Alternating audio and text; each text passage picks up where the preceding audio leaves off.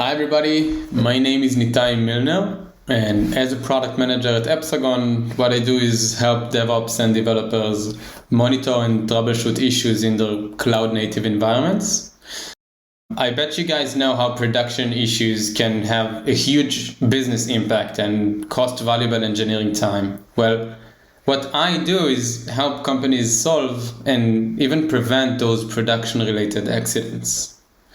In today's session, I'm going to talk about how to reduce your time or production issues by understanding major recent trends that had impacted the way we should monitor our digital systems. And this is how I'm going to do it. I'm going to talk about three trends: cloud, microservices, and digital transformation, and monitoring challenges that they bring with them: distributed systems, managed services, and orchestration layers. And I'm going to talk about how to address those challenges in your monitoring strategy. Then we'll talk about the new and probably the biggest challenge we face today and how you should plan on solving it. Just a quick word about Epsagon. Our mission is to help companies monitor and troubleshoot production issues in distributed systems. We consider our customers' success a part of our success, and here are some of those proud customers. So, I guess you all know about the city-state of Sparta, which is very well known for its warlike culture. Sparta had a dominant military for over 200 years. So, although Sparta lost its first land battle at the Battle of Leuctra, they still remain with a strong and very capable army. What really brought Sparta to its end was the increasing population of non-Spartan citizens, which was completely overlooked by the Spartan leadership. What the Spartan leadership saw was just a normal increase in all of Sparta's population. They just didn't break down the numbers. Aristotle, a Greek philosopher that, really knew his way around numbers, alarmed at the decline of Spartan citizens, but he was completely underheard.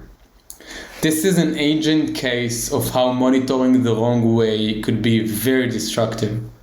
Aristotle looked at the data the right way, and he sounded an alarm. He's probably one of the first monitoring experts out there. And if he monitored Sparta's population today, I think it probably looked something like this. So, why is monitoring so important, you ask? Because it can literally overthrow an empire.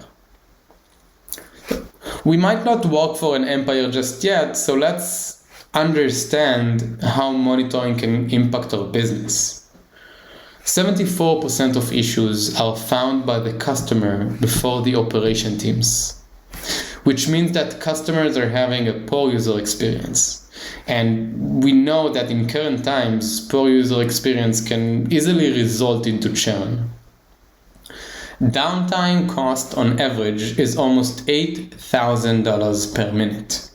And we also that even Facebook and Instagram and WhatsApp can suffer from over 5 hours of unplanned downtime. In order to solve bugs and downtime, we need to identify root cause. And that's just still a huge pain in distributed environments, which we'll talk about more in the upcoming slides. So, in our days, efficient monitoring can help reduce production-related accidents, and those accidents usually impact customers and the core business of the company. As I see it, monitoring has two main purposes. First, understand that you have a business-related problem. For example, customers can access Facebook.com. And the second one is understanding where the problem is originating from. For example, Facebook's DNS server is returning the wrong IP address, and that's why people can't access the website. Without good monitoring capabilities, we wouldn't even know we have a business critical problem, let alone what is the root cause and how we should solve it. So now that we have a strong incentive to improve our monitoring and troubleshooting capabilities, let's move on to understand the history of monitoring. In the 60s and 70s, mainframe was king, and it usually contained some internal monitoring capabilities. Monitoring included basic functionalities like code dumps and logs, which were usually batched and not in real time. In 1984, for the first time, estimated sales of desktop computers exceeded mainframe computers. From the 80s to around the mid-90s, Unix and Linux monitoring tools gained popularity for process, memory, and CPU monitoring in close to real time, unlike the mainframe monitoring. In the mid-90s, the World Wide Web became pretty popular, and internet-relevant network monitoring tools like Zabbix dominated the market. In the early 2000s, online became everything. Not only for tech people, monitoring is now business critic. Business-related metrics like traffic, number of website purchases, audience geolocation are now all a part of the monitoring family. In 2006, AWS First Service is generally available.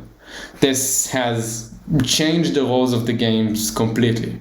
Monitoring services that you don't run is a whole new world, which we'll talk about later in this session. In 2011 to around 2015, Docker containers, Kubernetes, and microservices had started to gain more and more attention, and tracing as a solution for monitoring distributed environments obtained more and more interest. In 2020, COVID-19 hit, and was another big boost for digital transformation.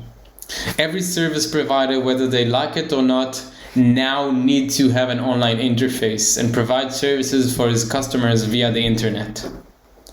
The market showed tremendous growth in monitoring tools to enable a better digital experience for customers. Which takes us to today. Now we can better review some of the top trends and the monitoring challenges that they bring with them.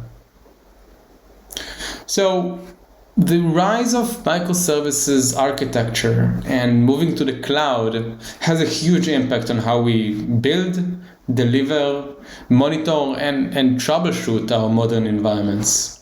From an on-prem monolithic single source of truth, we moved into a distributed, dynamic, always changing environment. And if that's not enough, digital experience had become a top priority to customers, especially in the age of COVID-19. Not providing an always available millisecond response service can cost you in losing customers to your competitors. This catalyzes companies' digital transformation and makes monitoring, mostly customer experience related monitoring, extremely critical to your business. Let's talk about the main challenges that microservices, cloud, and digital transformation brings with them. So, the first challenge is distributed environments. In distributed systems that are built from multiple different services, it's hard to discover where the problem's root cause is originating from. In monolithic environments, just using a stack trace would probably provide you with a pretty immediate answer on when the problem is coming from. But in distributed environments, tracing back to the origin of the issue can be pretty hard to obtain. There's a logic shift from the code within a service to the calls between microservices. Let's take, for example, a user that can seem to make a payment on our website. The problem could be at the payment service, which would be pretty easy to solve, right? But what if the bug is originating from a service 3 hops away, let's say some payment processing third-party service like Stripe, that return an unclear answer to the payment service, which made the user request fail. Considering all those moving parts here, this would be pretty hard to troubleshoot. The second challenge is managed infrastructure and services. So moving to the cloud and moving towards not my core, not my business paradigms like IaaS, PaaS, and SaaS causes us to lose control over our services and infrastructure, which we use to manage and own from end to end. Managed everything is great at saving time and outsourcing maintenance work, but it comes with a high price of losing the core understanding of how your environment behaves and why it behaves the way it behaves. If we use Auth0 for authentication, Stripe for payments, and Twilio for communication, we might encounter performance issues, bugs, and abnormal behaviors that would be very hard to tackle due to our minimal understanding of how things really work on our service provider's side. And when it gets to modern infrastructures like AWS Lambda serverless technology, we might have no control over whether our Lambda will have a cold start. A cold start can cause a delay at some request because the Lambda is not currently running on any server, and we can't really control when there will be a cold start. So managed is good, but it can also be pretty dangerous. The last but not least challenge is orchestration layers. As containers technology continues to gain popularity and the number of containers keeps on growing in every company, a new layer is added to the application and infrastructure layer, the orchestration layer.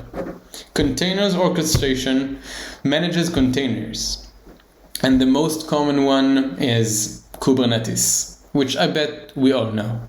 Kubernetes clusters are always changing, restarting, shutting down, and spinning up new containers on their own, allocating resources and choosing the right host for every container. By its nature, Kubernetes makes a lot of decisions on its own, which can make it difficult to troubleshoot an issue that originates from the orchestration layer. Let's take an example. If some pod runs a business-critical application, is stuck in a restart loop due to excessive memory usage, it might be hard to understand that the problem is originating from the orchestration layer and not from the application layer or the network layer or the cloud layer. So let's talk about tackling those challenges. Now that we can understand the main challenges we face today, let's see how we can tackle them. Observability is the new buzzword in monitoring and troubleshooting modern environments. So I don't really like buzzwords, so let's try and break it down.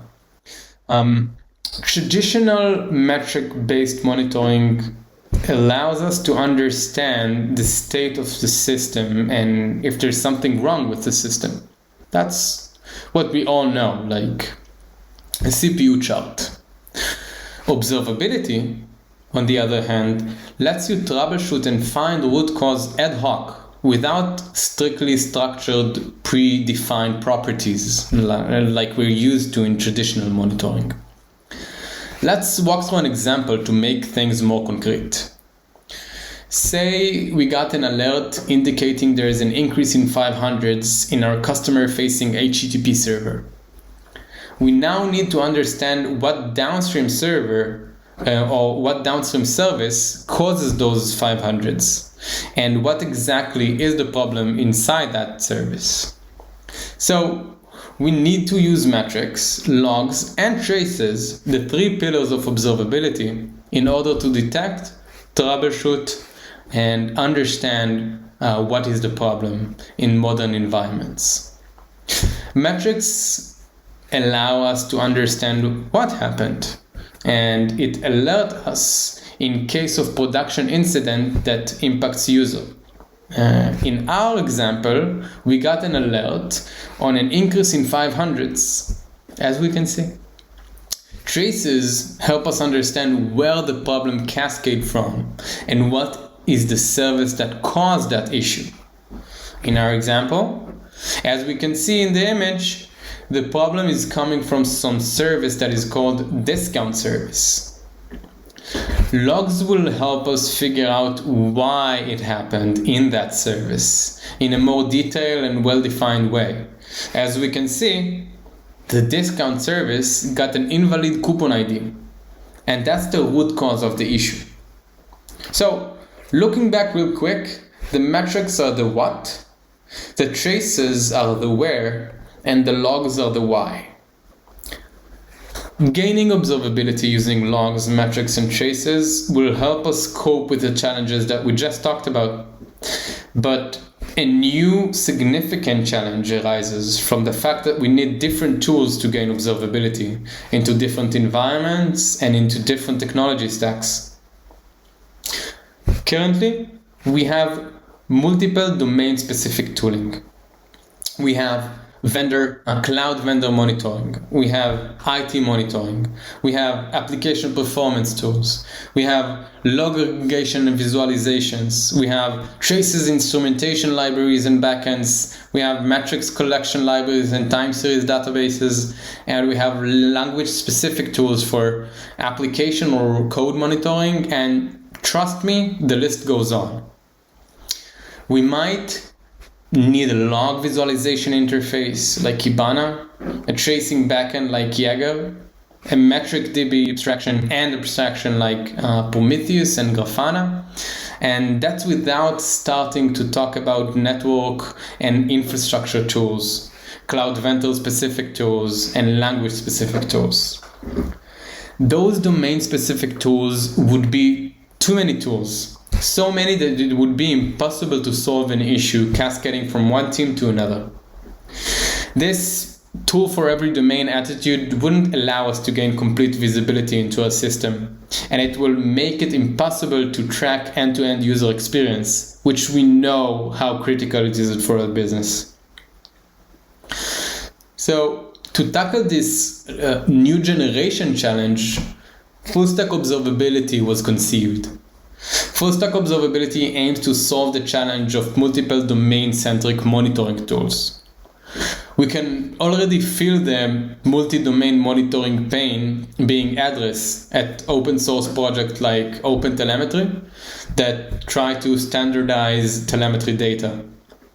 So instead of using Prometheus for collecting metrics and ELK's Logstash for logs and Open Tracing for tracing instrumentation, people will soon be able to use one tool, OpenTelemetry.